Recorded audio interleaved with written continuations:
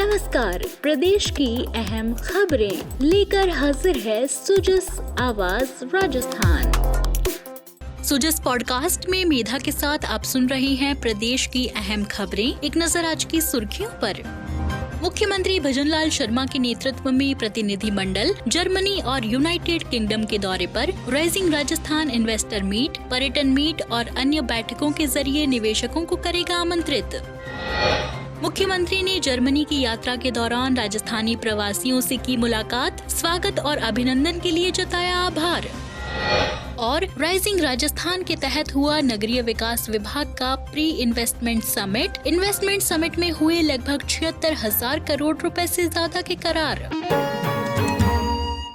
और अब सुनिए खबरें विस्तार से। Rising Rajasthan global investment summit 2024 के तहत विदेशी निवेशकों, कॉरपोरेट जगत और अंतर्राष्ट्रीय संस्थाओं को प्रदेश में निवेश के लिए आमंत्रित करने मुख्यमंत्री भजनलाल शर्मा के नेतृत्व में एक उच्च स्तरीय प्रतिनिधि मंडल जर्मनी और यूनाइटेड किंगडम के दौरे पर है। इन दोनों देशों की 6 दिवसीय यात्रा के दौरान यह प्रतिनिधि मंडल म्यूनिख और लंदन में राइजिंग राजस्थान निवेशकों के रोड शो और राइजिंग राजस्थान पर्यटन सम्मेलन में भाग लेगा। इसके अलावा ये प्रतिनिधि मंडल वहां के प्रमुख व्यापारी घरानों और कंपनियों से भी मुलाकात करेगा और उन्हें राजस्थान में निवेश करने के लिए आमंत्रित करेगा।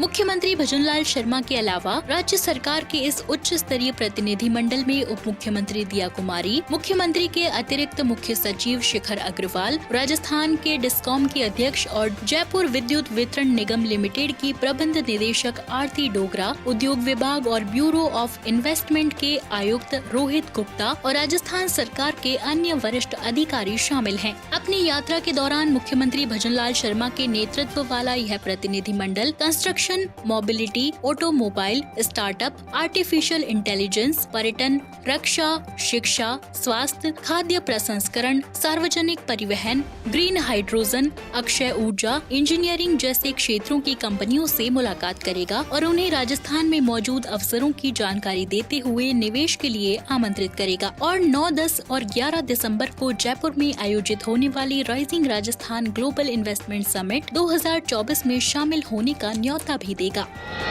मुख्यमंत्री ने जर्मनी की यात्रा के दौरान राजस्थानी प्रवासियों से मुलाकात की। इसकी जानकारी देते हुए उन्होंने सोशल मीडिया संदेश पर लिखा, जर्मनी में प्रवासी बंधुओं को स्वागत के लिए सहृदय आभार। जर्मनी यात्रा के दौरान आज म्यूनिख आगमन पर एयरपोर्ट पर राजस्थान प्रवासी बंधुओं द्वारा किए स्नेहपूर्ण स्वागत और अभिनंदन को शब्दों में व्यक्त करना अत्यंत कठिन है। आपके द्वारा प्रदर्शित स्नेह और आत्मीयता से अभिभूत हूँ। इस अभूतपूर्व और आत्मीयपूर्ण स्वागत और सम्मान के लिए आप सभी प्रवासी बंधुओं का हृदय से आभार और धन्यवाद प्रकट करता हूँ। मुख्यमंत्री भजनलाल शर्मा ने कल रात जर्मनी और यूके की यात्रा पर दिल्ली इंटरनेशनल एयरपोर्ट से रवानगी लेते हुए मीडिया से बातचीत की। राजस्थान के अंदर बहुत बड़ी संभावनाएं है। राजस्थान हर दृष्टि से बहुत अच्छा प्रदेश है। किसी भी क्षेत्र में अगर हम राजस्थान की बात करें तो उसमें बहुत गुंजाइश है विकास करने की। इसलिए चाहे वो माइनिंग का क्षेत्र हो, चाहे वो पर्यटन का क्षेत्र हो, उद्योग का क्षेत्र हो, शिक्षा, चिकित्सा से लेकर के हर क्षेत्र में राजस्थान में विकास की आवश्यकता है। निश्चित रूप से हमारा राजस्थान विकसित राजस्थान बने, इसके लिए हमने 9, 10, 11 दिसंबर को राइजिंग राजस्थान का कार्यक्रम रखा है। उसी के सिलसिले में जर्मनी और यूके की हमारी यात्रा है। वहाँ के प्रमुख उद्योगपतियों से भी मुलाकात होगी, वहाँ के लोगों से भी मुलाकात होगी। निश्चित रूप से राजस्थान के अंदर उद्योग बढ़े, व्यापार बढ़े, वहाँ निवेशक ज्यादा से ज्यादा राजस्थान में आए और इन्वेस्टमेंट ज्यादा से ज्यादा राजस्थान में आकर के करें, जिससे हमारे राजस्थान के युवाओं को रोजगार भी मिले और हमारी जो राजस्थान की इकोनॉमी है वो भी आगे बढ़े। इसके लिए पूर्ण रूप से प्रयास राजस्थान की सरकार कर रही है और मुझे उम्मीद है कि आने वाले समय में देश के यशस्वी प्रधानमंत्री नरेंद्र मोदी जी के नेतृत्व में हमारा विकसित राजस्थान भी बनेगा, विकसित भारत भी बनेगा और एक राजस्थान ऊंची ऊंचाइयों को छू करके रोजगार के अवसर भी प्रदान करेगा और आर्थिक स्थिति को भी मजबूत करेगा। आप सुन रहे हैं सुजस आवाज राजस्थान।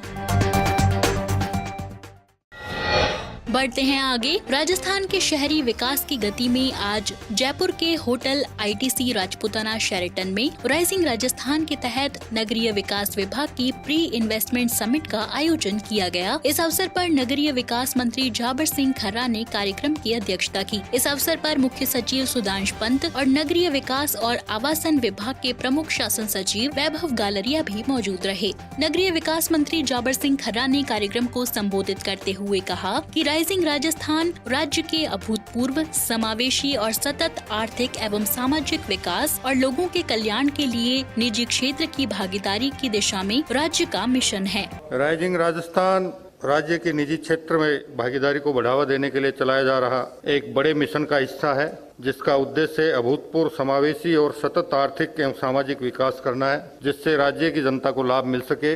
राइजिंग राजस्थान की ये परिकल्पना आदरणीय प्रधानमंत्री माननीय श्री नरेंद्र मोदी जी की विकसित भारत एट 2047 की योजना के अनुरूप है, जो सतत विकास प्रौद्योगिकी में उन्नति और समावेशी समृद्धि को बढ़ावा देने पर केंद्रित है। माननीय मुख्यमंत्री श्री भजनलाल शर्मा जी के नेतृत्व में राजस्थान इस दृष्टिकोण को विकसित भारत विकसित राजस्थान पहल के माध्यम से साकार करने के लिए प्रतिबद्ध है। हमारी कार्य योजना अगले 5 वर्षों में राज्य को $350 बिलियन की अर्थव्यवस्था बनाने की है, जिसमें आप सभी का सहयोग अपेक्षित है। शहरी विकास एवं स्वच्छता का राज्य के शहरी परिदृश्य को आकार देने में महत्वपूर्ण योगदान है। प्रभावी योजना, उन्नत इंफ्रास्ट्रक्चर, आवास और स्थानीय स्वशासन एक विकसित राज्य के लिए महत्वपूर्ण भूमिका निभाते हैं। इसमें सड़क, पुल, सीवरेज, उपचार संयंत्र एवं अन्य बुनियादी ढांचे का निर्माण शामिल है।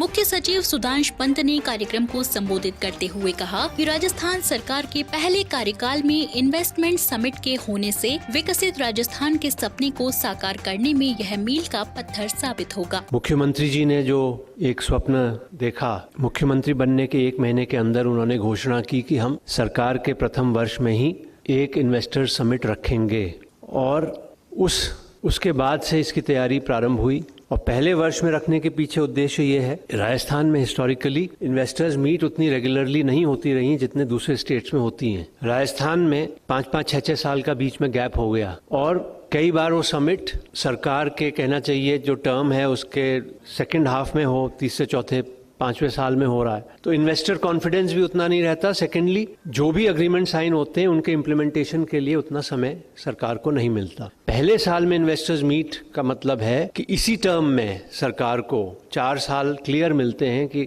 सभी प्रोजेक्ट्स को धरातल पे उतार सकें, और ये सरकार का कॉन्फिडेंस भी एक तरह से दर्शाता है कि आप आइए, हमारे साथ अग्रीमेंट करिए, और फिर हमारी जिम्मेदारी है कि हम उसको मौके पे उतारेंगे।